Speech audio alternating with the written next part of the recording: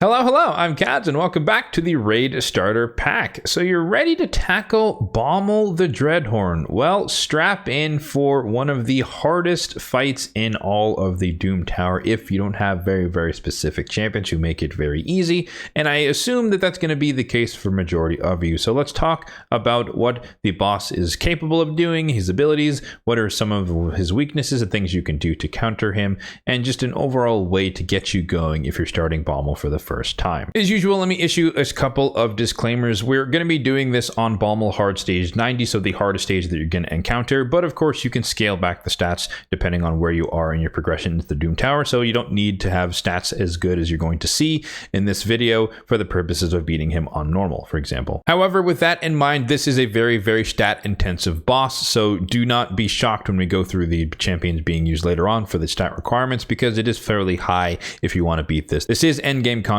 and like I said, he is one of the hardest bosses to overcome in the Doom Tower, outside of a specific niche that we'll go over when we talk about my team that I use to farm him fairly easily. So Bommal the Dreadhorn, what makes him so menacing? Part of it is his abilities, but a lot of it's actually his base stats, which are kind of ridiculous when you think about it, but we'll kind of highlight those again on Doom Tower Hard 90 and talk about why you need certain things in your team if you want to be able to beat him successfully. So on the A1 is an AoE attack. It will decrease all bomb debuff detonation cooldowns by 1 turn, and it will instantly activate any HP burns that are on the target. So this can be a very devastating attack. If there are bombs on you, he's going to lower them, and if there are burns on you, he's going to activate them, and this could be a team wiping move if you're not ready for that. On his A2 AoE attack, it will place HP burn on everyone for 3 turns, and as a passive part of this ability, you will receive 100% more damage from every HP burn for each bomb debuff you are under. So you can literally burn yourself to death if you are not in control of the fight. And then probably his most devastating ability here is Rain of Bombs. It's a full buff strip and then attacks all enemies, but he will place a bomb debuff on each enemy that detonates after 2 turns, and 1 additional bomb will be placed for each buff removed by this skill. And most notably, the bombs that he places cannot be blocked or removed. However, they can be resisted, and that will be important. We'll come back to that a bit later. And then lastly, we have his A4, which places increased attack on himself. Of course, as you guys know, bomb damage scale off your attack, so having him or letting him place increased attack will make his bombs do a lot more damage. It will give him an extra turn, and it will most notably summon 2 minions, also known as Dread Bombs, for the purposes of the fight. So the increased attack that he places on himself is protected, meaning it cannot be removed, so the only way to not have it happen is to place block buffs. And then the passive effect here, which is important to acknowledge, he will summon an extra minion or Dread Bomb every time you decrease his turn meter. So you do not want to decrease his turn meter unless you are really prepared for what the minions can do. It's not listed here, but the Dread Bombs can be very menacing. You basically can't do anything to them aside from freeze them, which will reduce their potency, and you can also burn them, which would increase their turn meter fill rate, which could be advantageous or could be disadvantageous depending on how you comprise your team. But essentially, the most deadly part about the Dread Bombs is that they'll detonate after some amount of time. They have turn meter just like anything else, and they have speed and whatnot, and you can't slow them down. You can't place decreased speed or anything like that. But when they blow up, they will deal 40% of your max HP's worth of damage. So there are 2 minions, meaning that you will be at 80% of your max HP by the end of the detonation, and that is based off your max HP, not your current HP. So if you are 20% HP, you will die whenever the minions explode. So just keep that in mind. But again, you can freeze them if you want to bring that into your team. You can freeze them, which means that they will do 20% max HP instead, meaning it's a lot more survivable. And so where this really comes into play is once again on this passive here, where if he'll summon more bombs for every time you decrease his turn meter. So the Evil Eye Mastery is very deadly, and essentially you can do the math. If 3 minions are out there and they all blow up back to back, that is 120% of your max HP, meaning you will die. Your entire team will wipe. So you have to be very careful with the Evil Eye Mastery and or turn meter decrease, especially if you're not prepared for how to counter his minions. So as you can see so far, it's a potentially very deadly fight, and it only gets a little bit worse with his Pressure Wave passive. So every time you place any debuff on him except bombs, he will place a bomb on the attacker that would detonate after 2 turns. So that is independent of the bombs that he will place with his own active abilities. It's just a passive innately there. So when you place debuffs on him, you're at risk of bombing yourself, and it gets even worse because these same bombs cannot be blocked or removed. So block debuffs will not save you, as well as they cannot be cleansed. And then every time a bomb debuff detonates on the enemy, there's a 25% chance that it will place a stun on all other enemies enemies for 1 turn. So if you let him snowball, he will strip all your buffs, he'll place a bunch of bombs, and once those bombs go up, you'll start chain stunning each other on your team, which again can be very deadly. On top of the minions blowing up and getting rid of your dealing damage based on your max HP, you can literally go from full HP to 0 in all of 3 seconds. So again, reiterating, he could be very, very deadly. But one saving grace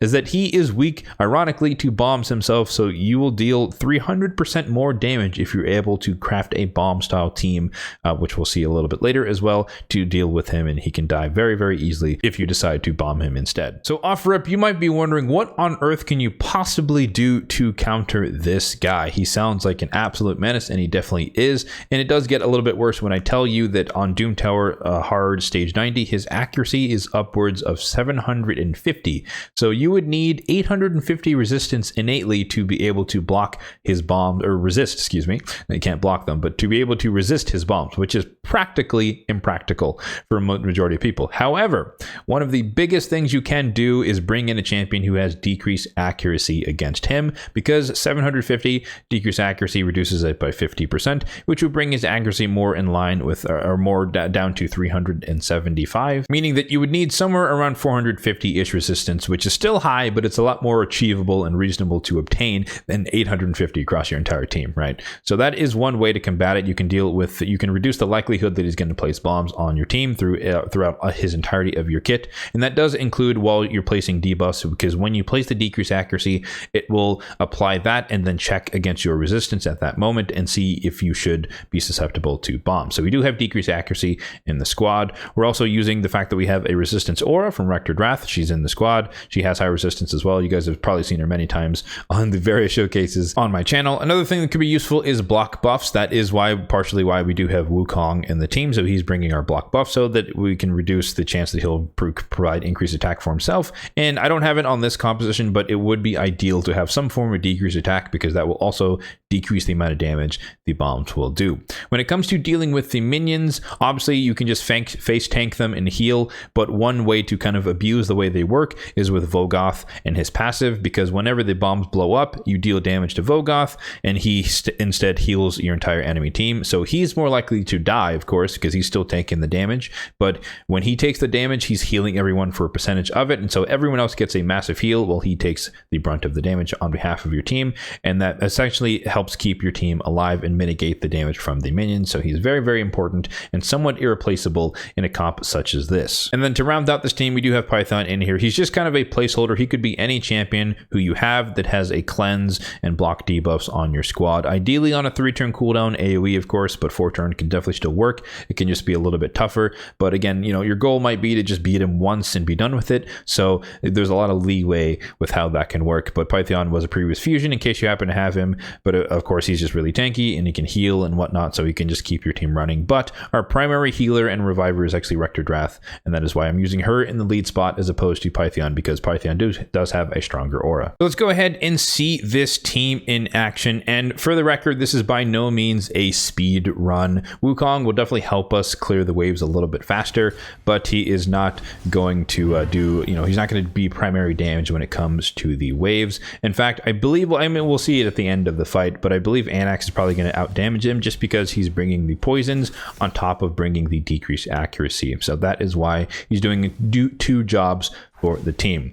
And I will mention that high resistance is on 4 of the champions on the squad. It is not on Wukong, because we don't really care about him because he'll pick himself back up. So if he bombs himself by placing block buffs, it's not the end of the world, because he'll just come back to life after 3 turns. So he's very useful and uniquely powerful against this particular fight, or in this particular fight, for that reason. So just keep that in mind. Since most of you should have Wukong, you can, if you've started playing within the past year or so, you should probably have him from one of the promo codes, or I believe the promo code is still active for you to get him at the start of the fight. So there we go. We start things off by placing block buffs, and then most importantly, we lead with the decreased accuracy skill. And you'll note there that is on there for 4 turns, so we did get lucky with the Master Hexer proc. We'll of course talk about the builds for the champions later, but Master Hexer is very, very helpful for this fight, just because you have a chance to extend the duration of the block or the decreased accuracy. Now, Anax is fairly powerful again for this fight because it is a 3-turn duration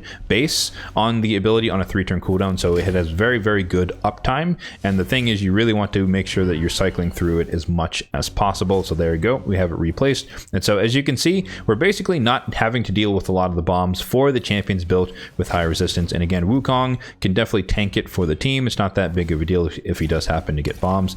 There we go, we saw the minions blow up, and you can see that Vogoth did his job, did a massive heal. So everyone barely took any damage, relatively speaking, and Vogoth kind of tanked it on behalf of the team. So here we're getting a little bit out of sync just because Bommal does have the extra turn in his kit, so he can get a little bit ahead of your stuff, and that could be bad here, but we'll just get back in sync here. We'll place the block or the decrease accuracy, and it's fine. We're tanky enough on this squad with the stats that we'll see a bit later that we're going to survive, and it's not going to be the end of the world. So you can see there we kind of face tanked it. So it's not going to be a run ender if he places the bombs. He gets a little bit ahead of you. It's not the end of the world. You just have to make sure that your champions are tanky enough. Of course, bombs do ignore defense, so defense is not going to be your ally when it comes to this particular fight. It's more about having higher HP than having higher defense, just because that's just how bombs work. And you can see there we have a little bit of idiotic AI there where Wukong will target his A2 on the minion, so I might as well just click the boss just to make sure he's not wasting his ability there.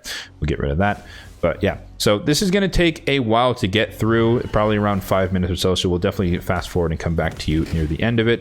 But the other thing I do want to mention is that Mithrala is very strong for this fight. She's not a reviver, but she can kind of be that Pythion style role as far as being the primary cleanser, a little bit of protection.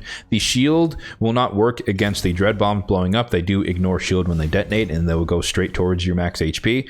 But the strengthen will reduce the damage they do, as well as reduce the damage that any bombs do, because as most people know, or maybe some people don't know, and you never know, but weaken amplifies the damage for the damage dealt by bombs, and by contrast, strengthen will reduce the damage that bombs do. So if he does get bombs out there, having Mithrala cleanse and have the strengthen out there will reduce the damage you take from said bombs that are going to come out there every once in a while, depending on that. But of course, Mithrala with their passive, she does have effectively super high resistance, so she can be that champion for your squad. All right, so we're just over 5 minutes in, and we're coming near the end of the fight. One thing I did want to mention, I highlighted a bit earlier, is that block debuffs is very helpful, one for getting rid of the stuns, but I forgot to mention that of course also helps you deal with the HP burn. You can see here we're basically not taking much damage from the HP burn. There we go, Soul Reap getting the kill. But yeah, 5.5 minutes. This is, like I said, not going to be a fast composition by any means, unless you have a specific niche style of team. This is going to be fairly slow. And of course, I'm not going to be covering any champions that can solo him. There are numerous guides out there in existence for champions who could solo it, that being like Crimson Helm or Kyoku's or Lady Annabelle. There are various champions who can solo it. Most of them are going to be Spirit Affinity, because he's going to be more likely to weak hits, therefore it's a lot easier to survive. So there are some champions who can solo it. If you want to invest in that, then by all means. But if you prefer, like myself, to run like, full man squads and try to do things a little bit faster, then feel free to put together a team in this style. And once again, kind of iterating that Rector Wrath is in there because her aura is helpful, Doom Tower resistance, but she's primary healer and reviver for the squad, and the veil that she provides also boosts your resistance a little bit. Wukong is in there because he can DPS the waves, help speed that up a little bit, but also of course he provides the block buffs for the squad so that Bommal doesn't always place increased attack on himself. Anax is in there for the decreased accuracy, and the poisons help bring some more damage, but the decreased accuracy is the main thing, and so that prevents or reduces the likelihood that we do get bombed, even though you did see we did get bombed once during the fight, and I think it happened again once while we're waiting for the end of the fight, but nonetheless the team still survived just because we're tanky enough. Again, build your champions with a lot more HP than defense, because bombs ignore defense. Pythion is any champion who has a cleanse, healer, reviver type thing. It could be just about anyone. I use Python just because he's kind of my default, but he can definitely be replaced by whoever you happen to have who has a cleanse with block debuffs, because again, you want to block the stuns, you want to block the HP burn, but you cannot block the bombs. And then Vogoth is in there again, somewhat irreplaceable, but his passive is very, very uniquely suited to deal with the minions whenever they blow up. You get a massive heal for everyone else. Vogoth takes a little bit of damage on behalf, and then you just pick him back up and repeat the cycle. Now when it comes to the team that I run whenever Bommal comes around, we're switching it up completely, and we have this speedrun composition here. here. Shout out to YST for coming up with this many, many years ago now.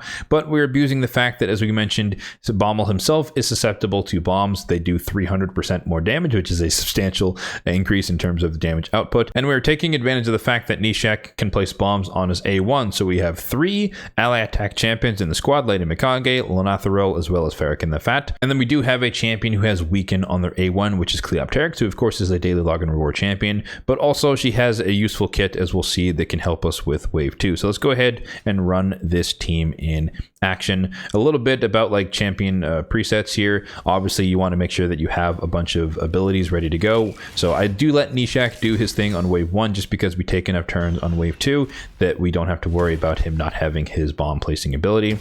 And one thing to keep in mind here that's very, very important is you need to make sure that your bomb champion is one of the last people to go on your squad, because Nishek will take an extra turn, meaning that he will run out the increased attack buff that you place on him. So you want to make sure that he will go last. That way, every single bomb that he places will have increased attack, and so it's boosting the damage of the bombs.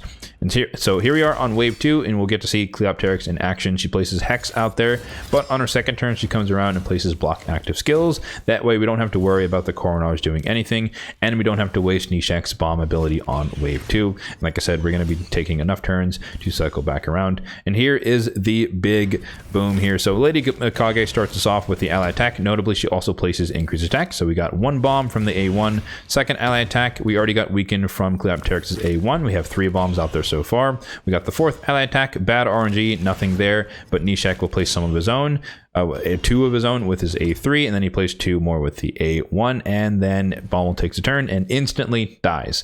So this is definitely, it scales off the amount of attack you have on your bomb champion, in this case Nishek Verminlord. We'll see the stats a bit later once again, but I believe where he is at somewhere around 7,300 attack or so, all I need is around 6 to 7 bombs to land, and then Bommal will die in one shot every single time. So 3 ally attacks can pretty much, practically speaking, guarantee that that's going to happen. Again, keeping in mind that he places 2 bombs of his own on his A3. You do not want to use his A2 because Bommal, as we talked about in his skill kit, he will do that extra turn ability, so you don't have to decrease the duration. You just want to place as many bombs as possible. So Nishek, when it comes to the Dreadhorn portion of the fight, you A3 and then you go with an A1 to place as many 2-turn bombs as possible, and then you let Bommal take the extra turn and deal the damage to himself. So yeah, speed run there for sure, but this is definitely predicated on the fact that you have to have Nishek and a good amount of ally attack champions who are relatively speed tuned, such that they again go before Nishek takes his turn, because you do not want him to not have increased attack, because that will vary the damage of the bombs. Therefore he might actually not die in one shot. All right, so as promised, let's go ahead and take a look at some of the builds on these champion featured on these teams, starting off with the more air quotes accessible squad, that being the one featuring NX and friends. Now of course you might notice that a lot of my epics are empowered and or highly blessed, and that's just a happenstance, a symptom of me being in the end game, but all of that stuff is not necessarily mandatory for the success of the run. Of course it will make them more survivable, do more damage, etc. But as you can see, we weren't really at risk of dying throughout the fight just because they're kind of tanky enough on their own, but I digress. So Anax, starting things off, he is built with high accuracy and high resistance, and a little bit of damage along the way. He's in 2 pieces of stone skin for the resistance, 2 pieces of perception for the accuracy, and then 2 pieces of resistance for the resistance, of course. Total stats are as follows: 45,000 on the HP, for 4,200 on the attack, 257 on the speed. Bommal is 250 speed. If you didn't know that, it's for Doom Tower Hard Stage 90. So you do need to be faster than 250 in order to maintain decreased accuracy as much as possible. Full crit rate, a little bit of crit damage. He does have crit rate on the gloves, 469 on the resistance, and 352 on the accuracy. So again, he is getting a lot of help from faction guardians and masteries and empowerment and all that stuff. But the trade-off here is that you can just get rid of the damage on him. That's more of a luxury of the end game. You can just build him with high speed, high accuracy, high resistance. Focus on those 2, make him as survivable as possible so he never dies, ideally. And then he can place the debuffs adequately and just skip out on the crit rate damage altogether. For the masteries, we have pretty standard stuff. This is kind of like my old clan boss setup that I used to run him in, but offense tree, hugging the left-hand side, coming all the way down to War Mastery. He does have a double hitter on the A1 and the A2, and then the A3 is a single hitter. And then on the support tree, somewhat of the standard debuffer stuff on the right hand side, but most importantly, as we talked about, Master Hexer is the most powerful thing you can do, because having a 4-turn duration decrease accuracy on a 3-turn cooldown every once in a while is very, very powerful and potent for this particular fight. And notably, we are skipping the Evil Eye mastery. You do not want this on any of your champions. If you have to change it, then do it. Otherwise, you're going to get an extra Dread Bomb. Of course, if you do have Vogoth on the squad, he can still heal through it, but he is going to take a little bit more damage than normal, because you're going to start the fight off with more than 2 minions potentially. Next up, we have Rectordrath, who we've seen many, many times, but she is in speed and reflex to reduce the cooldowns and get back to her healing and reviving a lot more often. Total stats are as follows: 71,000 on the HP, 3,300 on the defense, 294 on the speed, 549 on the resistance, which is definitely overkill. Again, you need somewhere around in the ballpark of 450, as you saw with Anax. Somewhere in there is enough, so this is definitely more than you would need for the fight. As in terms of speed as well, again, 250 is enough. You just need to make sure that you're going a little bit faster than the boss, because like we said with Rector, her passive, when she places Veils, everyone gets an extra 50 resistance, which again helps you resist anything that Bommal does. For the masteries, we are definitely support focused here. She doesn't really deal any damage. In fact, she only attacks one enemy on her A1, so War Master is not really going to do a lot in the course of longer fights, but I digress. Defense tree, we're getting a lot of the survivability stuff, tanky stuff.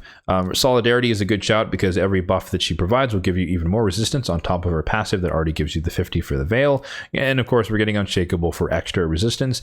And the support tree, we're picking up as much of the healing style masteries on the left-hand side, banking over to Lore Steel for the extra stats, and then coming back to Spirit Haste, as well as, of course, Lasting Gifts, because we can extend the duration of the Veils. Next up, we have Vogoth, who is in the only bolster set on my entire account, because as I like to say, it is a fake set for those of us who are free to play, combined with Immortal and then 2 protection accessories for the extra stats. Total stats here: 100,000 on the HP, 2,700 on the defense, 174 on the speed. Super, super slow. He does not need any speed. As we saw here, he is just a meat shield, and he has enough resistance to not get bombed by Bommal himself. And then a little bit of accuracy. This is kind of more an arena build, as we'll see with the masteries here. Defense tree, we're getting a lot of the survivability stuff, but notably we're getting Selfless Defender, so he takes damage on behalf of people for the first hit. And then Bulwark, which is kind of baked in ally protection, a mini guardian set, if you will. And then the support tree, same thing, kind of like Rector, we're getting a lot of the healing stuff on the left hand side, but a little bit of the turn meter fill whenever he places debuffs, and then the extra stats from Lore of Steel. Next up, we have Sun Wukong, and he is still in my arena build. You didn't have to change him at all, because like I said, he revives himself, so don't really have to worry about making him survivable. And he does happen to have enough accuracy for the fight, just because he has a little bit of perception combined with the Savage, just so that he is able to polymorph people in the arena if we want to get rid of some nukers. But he's not going to land it, of course, on anything super high resistance. But I digress. Total stats are as follows: 47,000 on the HP, 6k on the attack, 2,200 on the defense, 248 on the speed, full crit rate, 250 on the crit damage, and then 343 on the accuracy. For the masteries, as you might guess, he is built to the nines like a nuker, so we're going for the offense tree, as much of the damage boosting stuff as possible. Opportunist, just because he has stun on his A1, so it can be useful to synergize with himself if he happens to go relatively quick, or he gets killed, comes back to life before stun, or for any form of CC wears off, he just does more damage. And then of course T6, we're coming down to Helm Smasher to ignore as much defense as possible, particularly on the A2. For the support tree, a little bit of accuracy boosting stuff, and then if he happens to be the last one alive, Spirit Haste, he gets a lot of speed, which can help him one-shot the entire team. I'm sure we've all been there. Then lastly, rounding out the air quotes a more accessible team, we do have my PvE Pythion, who is in a regen set. I don't think regen is mandatory for your healer, cleanser, block debuffs champion, but it most certainly will help, particularly if they are a reviver, to help keep them alive so they can keep everyone else up and running. So total stats, oops, wrong button. Total stats are as follows: 98,000 on the HP, 3,700 on the defense, 255 on the speed, and then 587 on the resistance. Again, this is overkill for the purpose of beating Bommal for the first time. 450 is around all you need, but this is one that I kind of flex into the arena as well, so I wanted him to have as high resistance as possible. And speaking of high resistance, you can see that once again in the masteries, lots of tanky stuff on the defense tree, a little bit of healing, a little bit of stats, solidarity once again, and then we're banking over to Unshakable once again for the the extra resistance. Notably, Retribution can help because he can heal on the A1. Support tree, similar to Rector, but we're just hugging the entirety of the left-hand side, as much healing boosting as possible, and stopping on lasting gifts because we can extend the duration of the block debuffs. And then Spirit Haste again, because when people are dead, he goes a little bit faster, which can help him get back to his revive. Switching over to the one-shot composition, really the only thing that's important here is just to make sure that, again, we talked about everyone's faster than your bomb champion, in this case Nishak. So that's kind of the most important skill.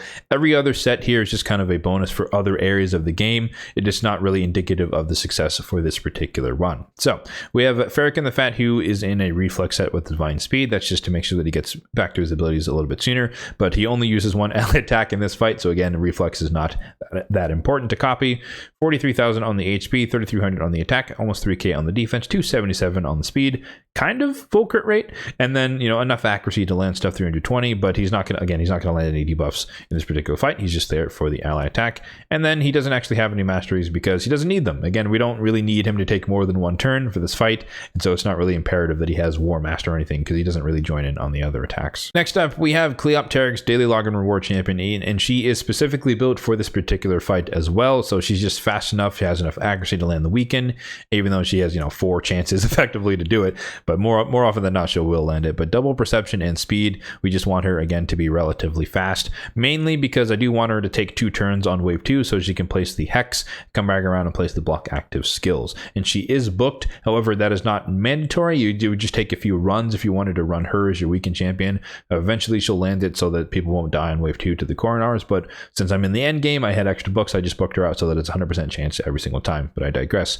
40,000 ish on the HP, 5.5k ish on the attack, 2,000 on the defense, 272 on the speed, full crit rate, 232 on the crit damage, and 334 on the accuracy. For the masteries, as you might guess, just like Ferrican the Fat, we don't really care about them. She's literally used in this one area for me, and as long as she can land the weekend on the A1 and then control wave 2, that's all I need her to do. But, you know, I could go Helm Smash and whatnot, but it's just not mandatory for the purposes of that run.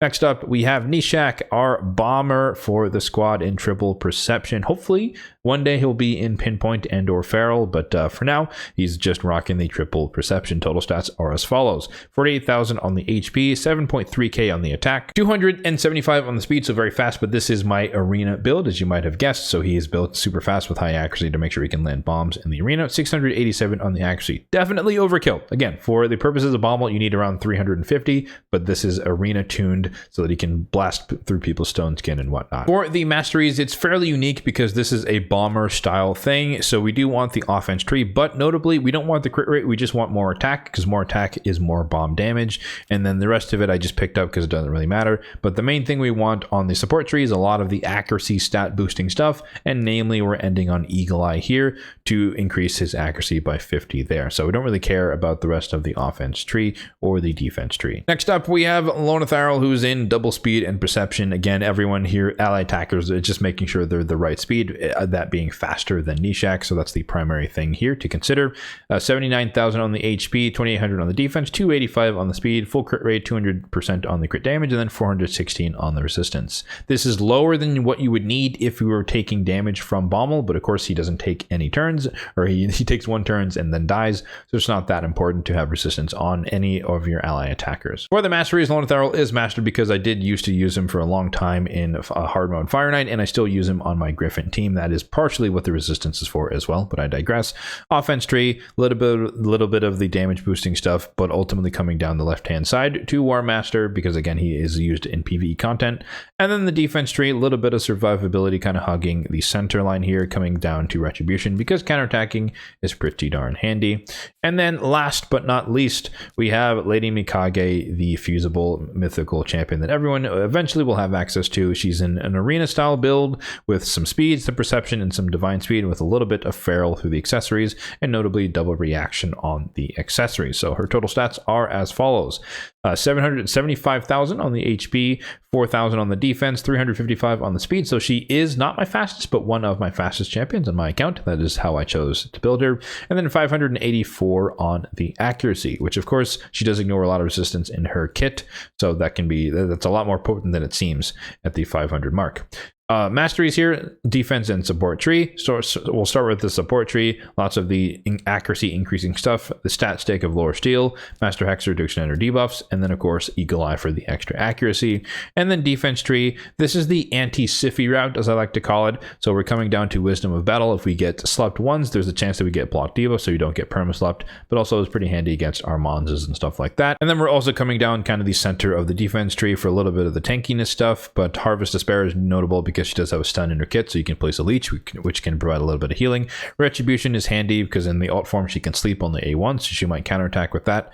And then that's basically it for her masteries. So there you have it. There are two ways that you can deal with Bommal the Dreadhorn. The first is kind of more accessible, but still relatively stat intensive because you do need high resistance and high accuracy, and decreased accuracy is mandatory. But if you're lucky enough, fortunate enough, fusible enough to have had Nishak in the past, then you can definitely build a speed farm team, one-shot team, provided you have enough attack and enough ally attack across your squad in order to pull that off. So hopefully you found this video helpful. You were able to learn something you didn't know about the boss, or potentially beat him for the first time. And be sure to let me know if you beat him for the first time after this in the comment section down below. I do plan to cover every single Doom Tower boss in the game, so feel free to check out the rest of the videos in the Raid Starter Pack playlist covering all of the other Doom Tower bosses. As always, if you did find this video helpful, then be sure to hit that like button down below. It really does help out the channel, and feel free to subscribe to the channel if you're enjoying the content on the channel for more content just like this one in the future. Thanks for watching, and have a good one.